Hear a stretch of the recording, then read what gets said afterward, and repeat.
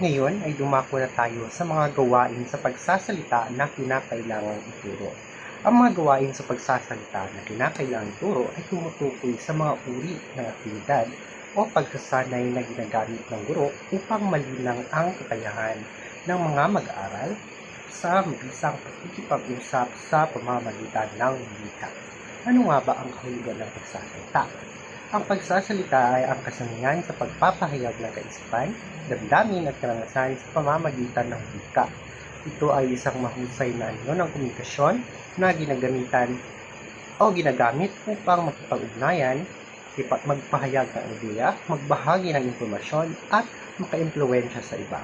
Ayon naman kay Macro at Shaw 1993, ang pagsasalita ay isang produktibong karanasan sa wika na nangangailangan ng tamang pagbigkas, wastong bokabularyo at organisadong kaisipan upang maparating ng malinaw ang mechanics.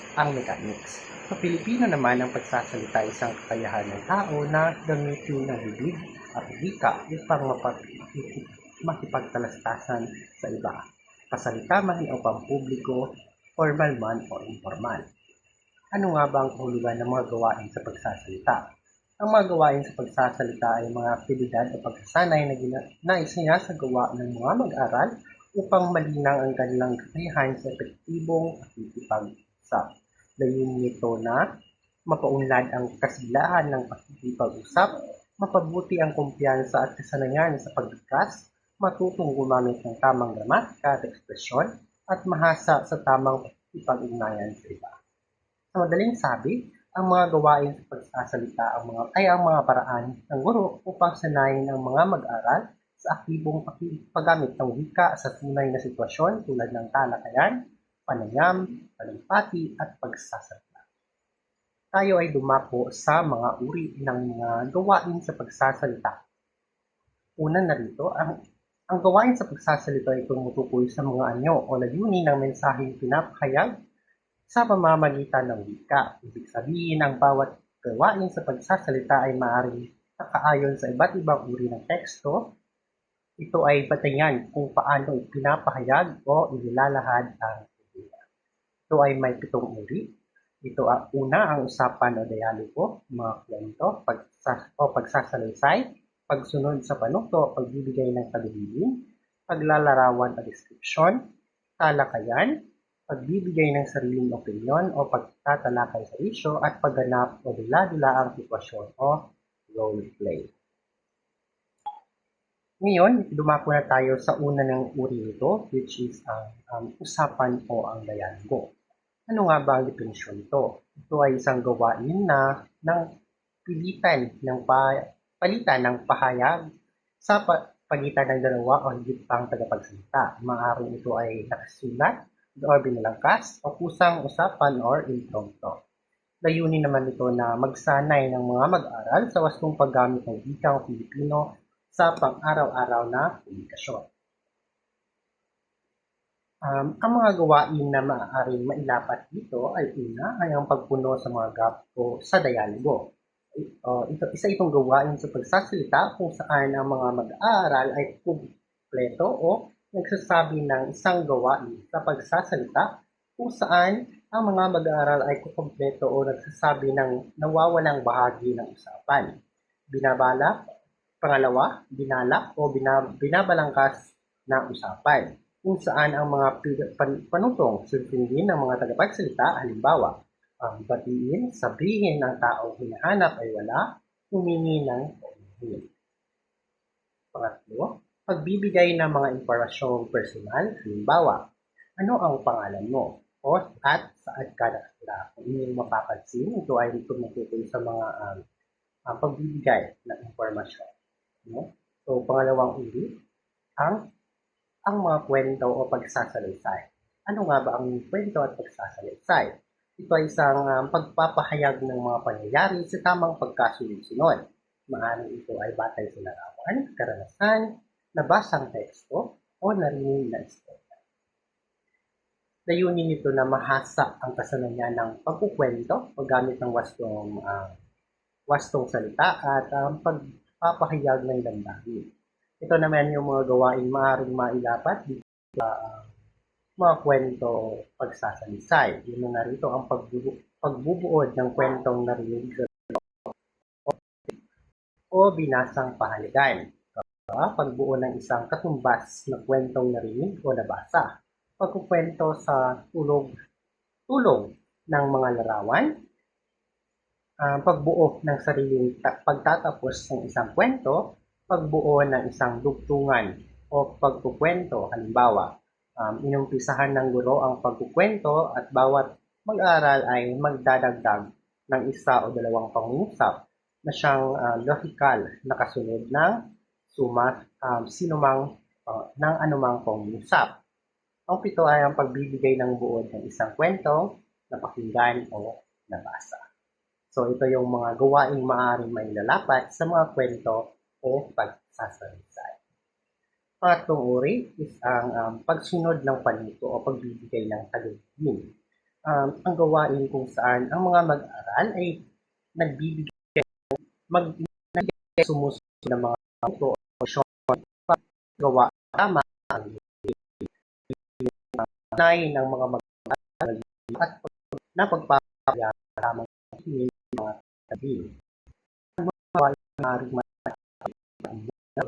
ng hanggang dalawang pato na naring kamal o ng klase. Halimbawa, tumayo ang mga ng at iba pa. Pangalawa, pag-awit ng awiting may kilos o galaw. Paggamit ng isang serye ng larawan o chart at pagbibigay ng panuto kung paano isasagawa ng ang isang bagay. Pagbibigay ng panuto habang binubuo ang diagram o larawan ng isang tagapagdinig. Ito yung mga maaaring mailapat patungkol sa pagsunod sa mga panuto. Pang-apat na uri ang paglarawan o prediction. Paglalarawan o prediction ay ang tangian ng tao, bagay, pangyayari o malinaw o mailarawan o isa-isipan ng tagapakinig. Layunin nitong lilinangin ang imahinasyon, bokabularyo at kakayahang gumamit ng masining na wika. Ang mga gawaing maaaring mailapat dito ay una ay ang paggamit ng mga larawan, litrato sa paglalarawan ng mga tao, bagay o linan. Paghahambing ng mga larawan, pagbuo ng isang informasyon kung saan may alam ng informasyon. Pagbibigay ng isang detalyadong ulat ng isang nangyayari na sa daan at ang sunod. Panglimang uri is ang talakayan o discussion. Ang discussion ay isang gawain kung saan nagpapalitan ng ideya, mungkahi o opinyon ng mga mag-aaral tungkol sa isang issue o suliranin. Amin nitong mapalawak ang pagpanawa sa paksa at malinaw sa nayang pakikipagtaasan at pakikipag. Ang mga gawain na maaaring mailapat dito ay unang pakikipagtulungan sa isang pangkat sa paglutas ng isang suliranin sa pamamagitan ng pagbibigay ng mungkahi o rekomendasyon, pag-uusapan sa pangkat ang mga rekomendasyon upang makabuo ng isang consensus. Pangalawa ay ang pagpuno ng mga gaps sa informasyon kung saan may talakayang maganap sa pamamagitan ng pagbabahagi ng informasyon ng isang halimbawa ang mapapadalan sa bakasyon, pinakamagandang paliguan, pinakamurang palengke at iba pa. Pangatlo, pagtatakda ng prioridad. Halimbawa, tatalakayin ng pangkat kung alin lamang ang mahahalagang bagay ang dapat dalhin sa isang overnight camping. Pang-apat, pagsasatao. Halimbawa, gagampanan ng papel ng isang bis, ng isang kilo at ang taxi. Pagtatalakay tungkol sa isang napapanahong isyo. Halimbawa, maraming leader ngayon na ang nalulong sa masamang bisyo. Pang-anim at ang pagbibigay ng sariling opinyon tungkol sa isang sitwasyon na saksihan. Halimbawa, nakarinig ka ng iyak sa isang bata na pinagbubuhatan ng kamay ng sariling ama. Ginagawa ito 2 hanggang 3 beses ng linggo. Ang mga gawain na malalapat sa talakayan o discussion. Pang-anim na uri ang pagbibigay ng sariling opinyon o pagtatalakay sa isyu. Ang definisyon nito ay isang gawain kung saan malayang ipinapahayag ng mga mag-aaral ang kanyang saloobin, pananaw tungkol sa isang napapanahong isyu o karanasang personal. Ang mga gawain, ang layunin nito na hasain ang kritikal na pag-isip at kakayahang ipagtanggol ang sariling paninindigan sa magalang na paraan. Ang mga gawain naman na maaaring mailapat dito ay una, pagtatalakay sa isang isyu sa tulong ng isang balangkas, pagbibigay ng isang sariling paglilinaw sa isang talakay sa pamamagitan ng pagdaragdag ng kaisipan tungkol sa paksa, paghahanda ng sariling talakay sa isang paksa at pagpaparinig dito sa klase, pagganap o dula-dula ang sitwasyon. Pang-pito na uri nito ay ang pagganap o dula-dula ang sitwasyon o roleplay or dramatization.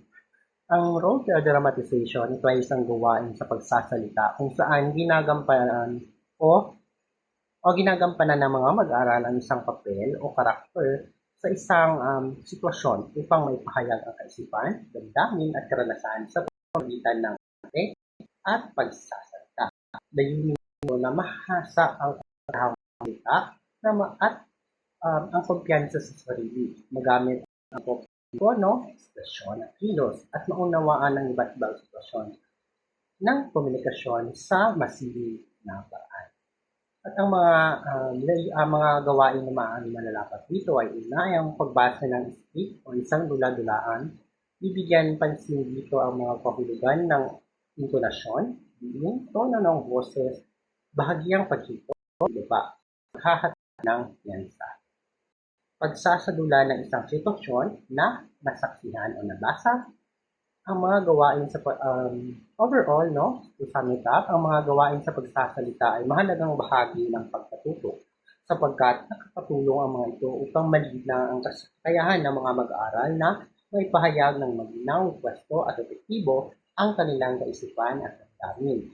Sa pamamagitan ng iba't ibang gawain tulad ng talakayan, talumpati, dialogo, panayam, nagkaroon sila ng tiwala sa sarili at kasanayan sa pakikipagkomunikasyon at sumakatuwid naman, ang pagtuturo ng mga gawain nito ay hindi lamang para sa kasanayan sa wika, kundi tingin sa pagpubog ng isang mag-aral na handang makipag-ugnayan sa iba sa tunay na buhay. Yun lamang at maraming